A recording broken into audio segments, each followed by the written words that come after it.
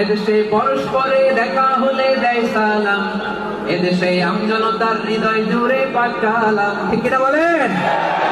এদেশে পরস্পরে দেখা হলে দেয় সালাম, এদেশে আমজনতার হৃদয় জুড়ে পাক কালাম। এদেশে খারাপ হলে সর্বজনে সর্বক্ষণে দোয়া পড়ে ইন্না লিল্লাহ সুবহানাল্লাহ সুবহানাল্লাহ সুবহানাল্লাহ সুবহানাল্লাহ।